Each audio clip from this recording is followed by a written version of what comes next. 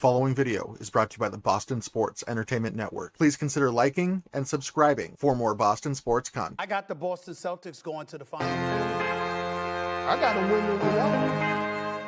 It's time to represent your city. Put your hands up. Cali, you know we do it for Boston. Hey, ain't nobody ballin' like Boston. Yeah, hey, can't nobody do it like Boston. Where the legends get made, where the banners get raised, bright lights, big stage. Boston. All the fire we bring in a city full of rings, it's a beautiful thing out in Boston. And you ain't hard like that, you don't put it on the line with your squad like that. That's right, Boston. All we do is win like cigars in the gym, and we at it again. I say, Beantown, what's up? What's up? Beantown, what's up? What's up? Beantown, what's up? What's up? Beantown, what's up? What's up? Feel the energy shift, now we jumping at the gym. Represent, showing out how we ball above the rim. Larry Legend, 86, to the truth in 08. Cement your name with the all-time greats. Tomato 18 in the Raptors. Celtic green, only green that matters. It's about that time. Ain't another city that's louder than mine. Always gonna shine with the game on the line. What you think was gonna happen, man? That's how we do it in Boston. Ain't nobody gonna like Boston. Yeah. Can't nobody do it like Boston. What's going on, everybody? It's the Dynasty Proud podcast coming at you on this April 3rd, 2025, after a pretty meaningless loss for the Celtics at the hands of the Miami Heat last night. We'll get into that and start looking at the postseason that's obviously approaching. And we're joined this week by a guest. It's Henry Daley from Celtics Lead. Henry, good to have you on. Thanks for being here. Yeah, thank you, Ryan. Happy to be here and ready to talk Celtics basketball. I love it, so I'm ready for it. Sweet. Yeah, so like I said, last night, obviously there was a game against the Miami Heat. Not really the most important thing. Seeding is pretty much locked up. So, you know, just to look at it briefly, it was a pretty rough night for Jason Tatum from the floor, 4 of 17 on his field goal attempts. He still finished with 16 points, three rebounds, 7 assists, and Jaylen Brown led the team in scoring with 24, and he added 9 rebounds, 4 assists. It was just a -1 despite this being a 21-point loss. What did you see in this game, and you know, how do you feel about losing to the Heat at this point in the season? You know, I think when losing to a team like the Heat, it never feels good, right? I mean, Miami is always a team that, especially in the last couple of years with how we played them, you always kind of want to beat them. But I think with a game like this, it's easy to panic, but I don't think there's really any real reason to. I think this is one of those games where Miami is extremely hot coming into this one. They're really trying to push for that play-in seeding to try and get their way into the playoffs. So, you know, I think it's one of those games where, yeah, it would have been nice to win, but, you know, they take that loss. You look at the positives from this game. I think Luke Cornett was a +3, so that was great to see. So, yeah, definitely things like that. You know, giving Baylor Shireman some extended run at the end of the game. So there's some good positives, even if it was a bad loss. Yeah, actually, you brought it up. I was going to as well. Luke Cornett was really the one positive from the night because, like you said, he was a +3, and he's been just really reliable recently, especially because last night they're without Horford and Porzingis, and you know they're resting guys. They really probably don't care that much about the outcome of these games. I'm sure they're experimenting with lineups to see what fits, what doesn't, what works, and what doesn't. So. You know, like you said, not too much to worry about in terms of the result. And like I said, from the top of the show, the games really don't matter right now. But do you think that mindset has crept in with the team at all right now? Like technically they could lose every game from here on out. They're still going to be the 2 seed. So do you think that the players are thinking that way, or how do you feel about that? I think at this time of year, you know, I see a lot of people say like, this is the time of year when it's like meaningless basketball, right? Like this is the end of the season and, you know, some teams are resting their big guys. So you see a lot of extended run for other players, which means that your star players usually don't have as much, I guess, motivation to play well at this time of this year. So I do think it's creeping into the Celtics a little bit. I know they've had some problems in the past where they'll build up these big leads and, you know, they'll find ways to just kind of lose them. And I think that, you know, having that mentality throughout the rest of the season doesn't help that kind of bad habit they've had over the last couple of years. But at the same time, again, I think it's kind of a little bit what we talked about earlier. I'm not really worried about them, and I think that giving extended minutes to guys like Pritchard, Hauser, even Shireman recently, to give them these minutes before the playoffs will really prepare them well heading into their postseason. Yeah, Shireman specifically, I've been talking about him all year. I've been talking about him since June, but I talked with we had Justin Turpin from WEI on the show recently, and he was kind of saying he doesn't think Shireman's going to play very much in the postseason. I don't know. I mean, he's closer to the team than I am, but my feeling is just with the way they've been working him in recently and how many minutes he's been getting, it seems like he's becoming a legit part of the rotation and he's fitting in pretty seamlessly. His passing is excellent. He's such a good rebounder. I think he's a valuable piece. And I know he's inexperienced, in terms of a games played standpoint, but he's got so much experience from college and he's 24 years old. I mean, he's not an immature kid. So I would love to see him in the rotation in the playoffs, especially if they're not 100% healthy. If they've got, for any reason, if there's anybody that needs to be the next man up, I think he should be the guy. That would be my preference. But and so just looking at the home record for the Celtics too, they're 24-13 at home this year versus 32-7 on the road. What do you think that is? Like, where does that come from? Is it as simple as being a fluke, just coming home from road trips, playing the wrong opponent on the wrong night, or is there something there that we're not seeing? I think that they have had in the last couple of years kind of this tendency to not ease back at home, but just kind of, I think, take their foot off the gas a little bit. I think Tatum at one point was talking about how they had the Celtics play with this kind of pride when they're on the road, which they really enjoy and they really relish being able to walk onto a team's home court and being able to kind of steal that home court advantage from them. So I think that was something we definitely saw last year in the playoffs as well. And yeah, I think it kind of is reflected in this regular season, right? I mean, they look like a completely different team on the road versus at home. But again, I'm not too concerned about that hurting them in the postseason. I know that some people are saying that, with their seeding and everything, especially because they're not the one seed, if they get to a series with the Cleveland Cavs and they don't have the home court advantage, I think it actually works in their favor because either way they'll be able to take care of business.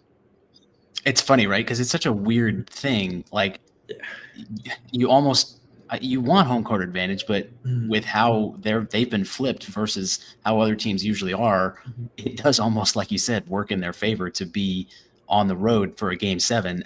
But on the other side of it, I also wonder if it's just a regular season thing, and if the switch can be flipped in the playoffs and something changes once it's a real playoff environment. I wonder if at home they become maybe as good as they have been on the road. Now, I don't know. I guess we'll see as it comes up. But they've only got 6 games remaining in the regular season right now, and the Suns are coming up next on Friday, which we'll talk about in a little bit. They've also got the Wizards on Sunday, the Knicks and Magic next week, and then they close it out with a back-to-back series kind of against the Hornets. The Knicks are the only team on that list that's above 500, and they haven't beaten the Celtics all year. And now Jalen Brunson's dealing with an injury that might hold him out again. It's kind of a shame because the Knicks haven't really been able to stay healthy enough to like if you're a Celtics fan, like we are, don't you want to beat the Knicks when they're able to give you their best shot? Yeah. I mean, my friend is a big Knicks fan, and, last year, it was really we really had this kind of idea that it was going to be, no matter what happened, Celtics Knicks Eastern Conference Finals. We thought that was going to be what it was.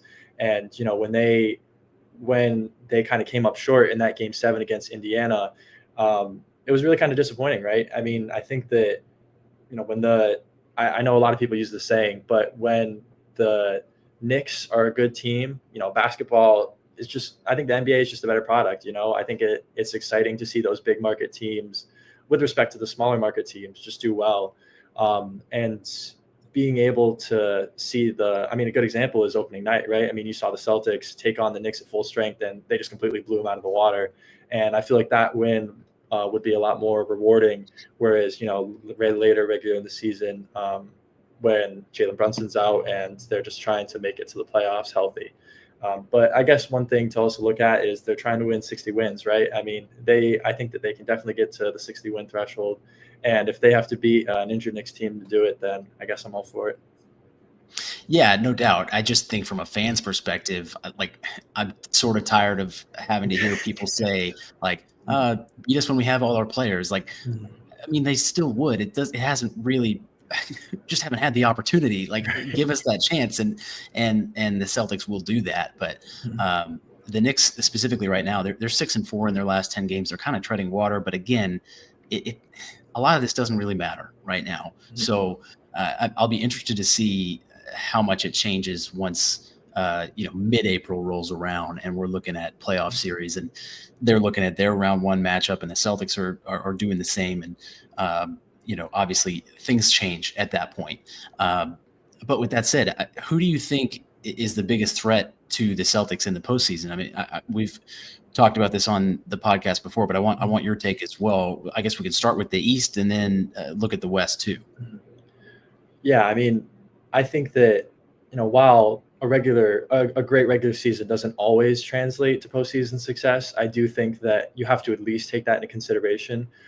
So when you look at a team like the Cavs, I mean, you look at what Kenny Atkinson has been able to do to transform that team. I mean, at the beginning of the year, they were one of the best shooting teams ever. And that shooting has kind of fallen off a little bit since then. But I still think that with the way that Evan Mobley has been playing under Atkinson, and with the step that Garland has taken next to Mitchell this season, I really think that they're a strong team. I mean, I think it kind of goes into what you said, right? I'm tired of the narrative of, just because we don't have our guys, it kind of negates our win. The Celtics wins a little bit. I don't really see that perspective. I think that, regardless if we were sending out there, a win is a win, right? I mean, I'd much rather see the Celtics beat an injured team over losing to a healthy team, right? So I think that that the way that I would say classify that in terms of their biggest competition, I would definitely say that the Cavs are their biggest competition out east. And then I think a sleeper team.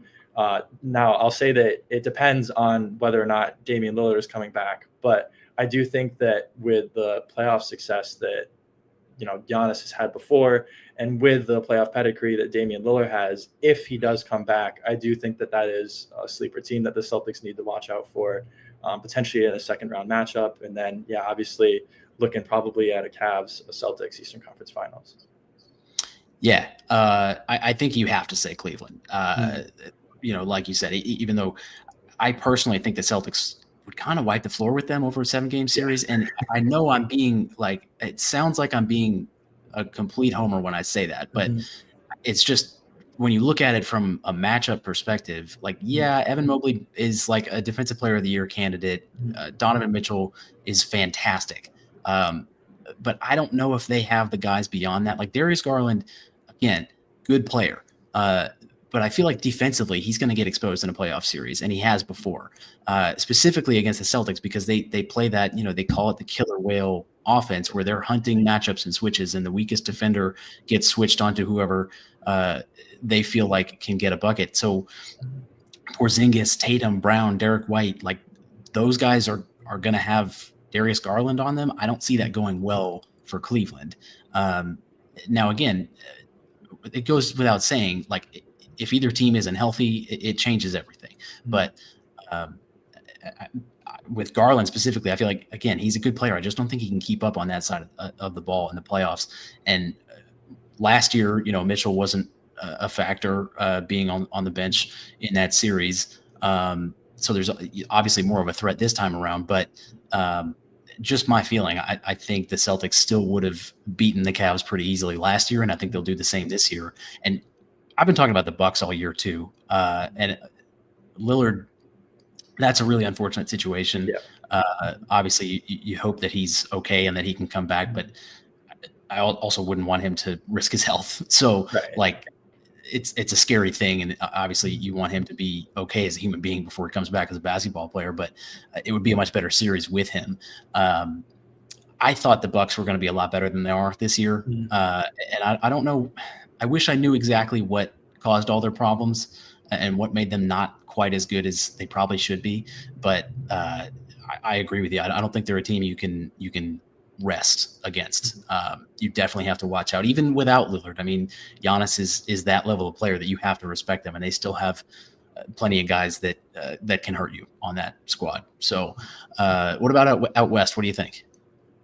Out west, I mean, I think it really is hard for me not to look at the Thunder, but I look at a team like the Thunder, and really the Cavs are included in this too. I mean, you look at how many losses the Celtics had to go through to get to where they were last year. I mean, they had to go through so many growing pains with that core.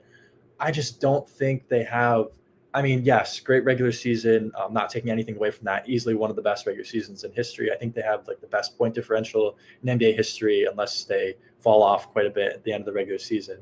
But I just don't see their playoff pedigree and I mean, they're one of the youngest teams in the league, right? I just don't see how that helps them in a 7-game series where you have guys who have been to that situation before. They played in those games. I just struggle to see them winning. I mean, originally coming into this year, I think that a lot of people looked at a team like the Mavericks as a potential finals rematch for the Celtics. But obviously, after the whole AD trade and that fiasco, I don't think you can look at them anymore as a serious contender. So outside of the Thunder, I think out west, it has to be the Nuggets, right? I mean, you look at how Nikola Jokic is playing. He just put up a 60-point triple-double last night. I mean, that's ridiculous. So if there are two teams that I'm worried about out east, I think that each one has their flaws, but I would definitely point to the Thunder and the Nuggets. I'm not sure if you have any disagreement or agree with that. No, there's one other team lurking around that I'll get into when we talk a little bit about the finals preview, finals prediction. That's something that I know we want to talk about in a little bit, but I'll save that. Okay. I agree with you. I mean, I think the Thunder and the Nuggets are.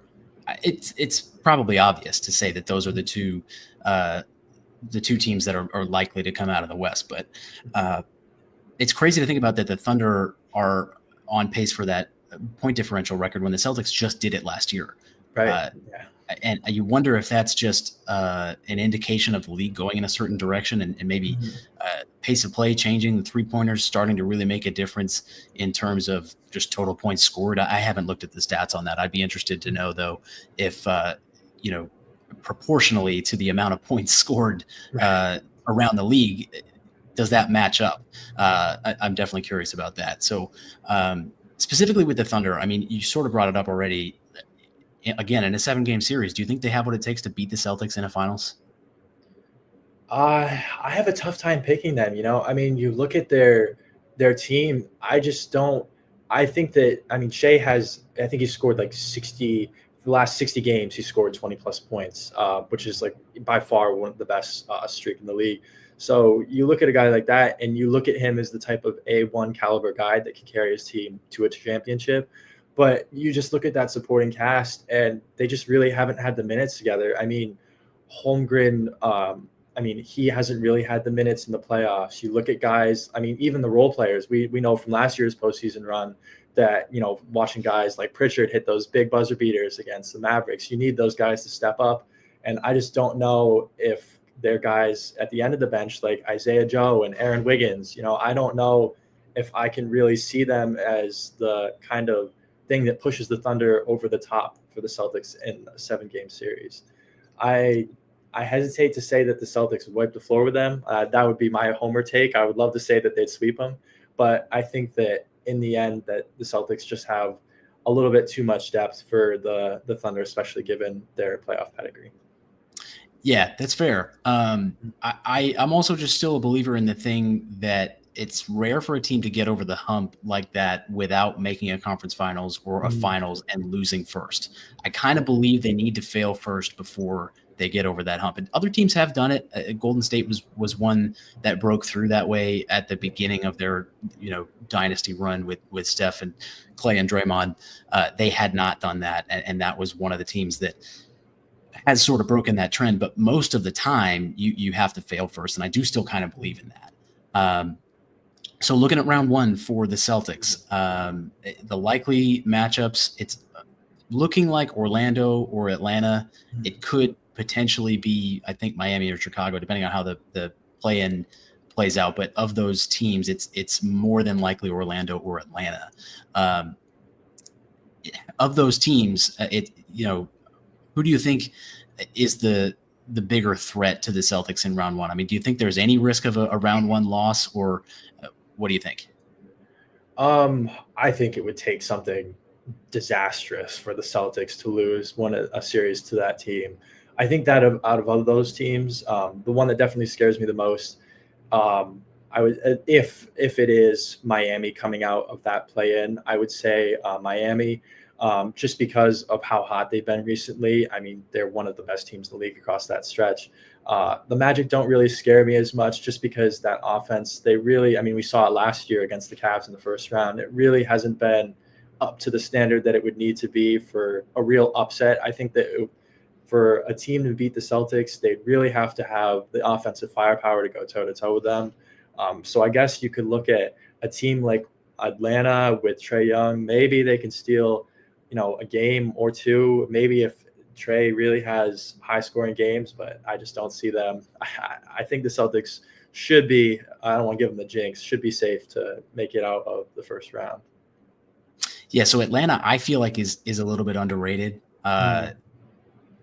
If they still had Jalen Johnson, who I know is out for the season, I think it would be a much better series, obviously.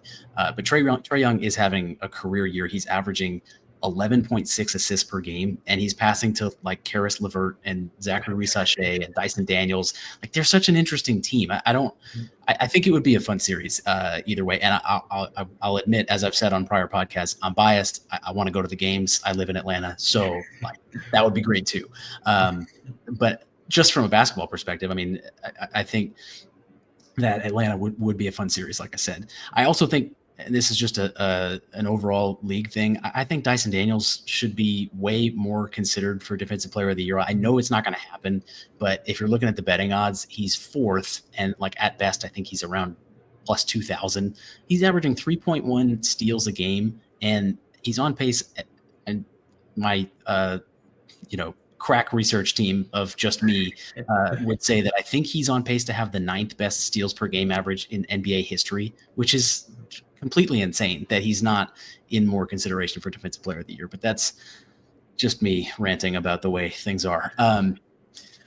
Orlando, I feel like, has posed matchup problems for the Celtics in years past, and they're mostly healthy now. They've got Franz Wagner, and Banchero. Those guys have missed significant time this season, so their record's not really what it probably should be. I feel like they're the best team overall of those 7 to 10 seed teams that are going to have to play in the play-in round.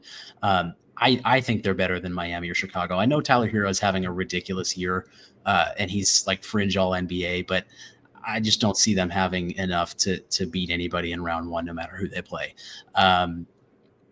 So anyway, moving on. Looking at the Suns game for tomorrow night, it's looking like they're going to be probably without Durant, and Bradley Beal and Royce O'Neal are also questionable. I guess we'll find out tomorrow if those guys will actually play. I don't know how much Suns basketball you've been watching this year. I'll admit I haven't kept up with them as much as I have other teams in the West. What do you think we'll see in this game?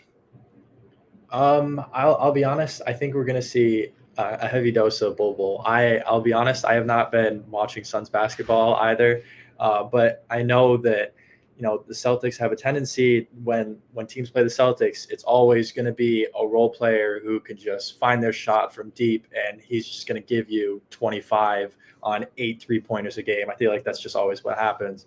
So that does scare me a little bit, but I think that outside of him, I don't really see the Celtics having any trouble with the Suns minus KD. No, and like we said before, at this point, it really doesn't even matter what happens. Right. So, they're not going to catch Cleveland. New York's not going to catch them. So there's hardly anything to play for. Now, I know that doesn't mean that the guys aren't going to try. They're still going to try to win. But if it gets to be out of hand at any point, I wouldn't blame them for maybe packing it in. So I guess we'll see how that plays out. And again, Drew Holiday, Porzingis, and Horford are all still questionable. So if those guys are still resting, it's definitely more likely that we see another loss. And it wouldn't be a big deal, but it's just something to keep in mind, I guess.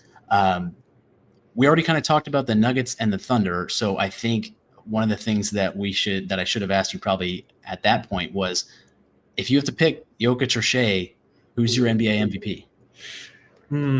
I feel like there's strong, obviously cases for both. I mean, right? I mean, this is we're 6-7 games left in the regular season for most teams, and I don't think we really know who the MVP is going to be. We might have some indication, but I mean, at this time of the year in last 5-10 years, we already basically knew who was going to be at this point. It was already well wrapped up.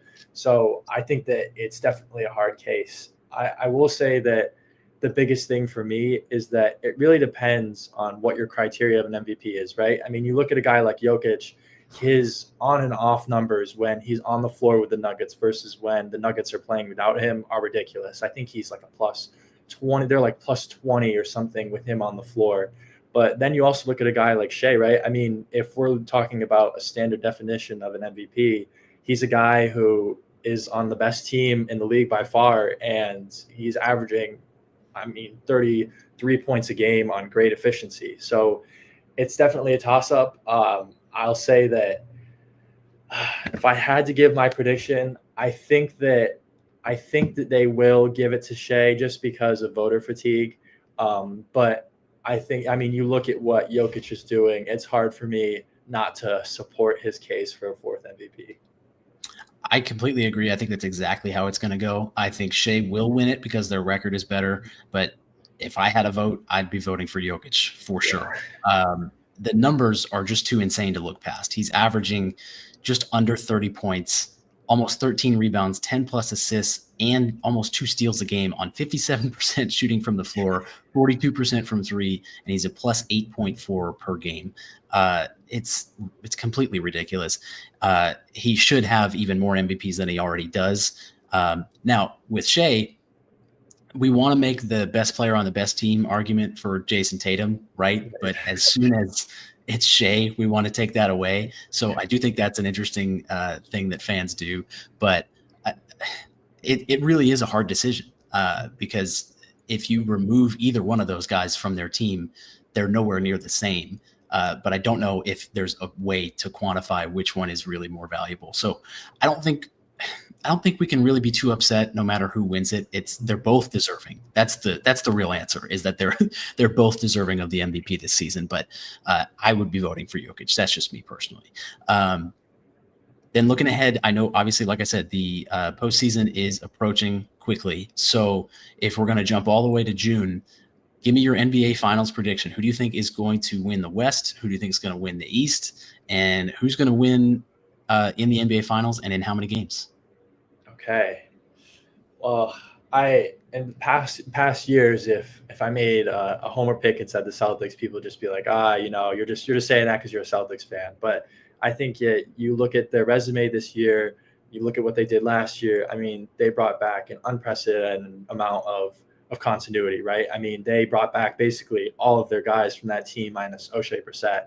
And you just look at the system that they play in. I know that people are concerned about the 3-point shooting variance, but I love the Celtics to come out of the East. I just think that, as you mentioned earlier, I don't really see the Cavs giving the Celtics a serious challenge or enough to win 4 out of 7 games in a playoff series. So I would say that I like the Celtics to come out of the Eastern Conference Finals in, I'll say 6 games. I think 6 games is a fair assessment.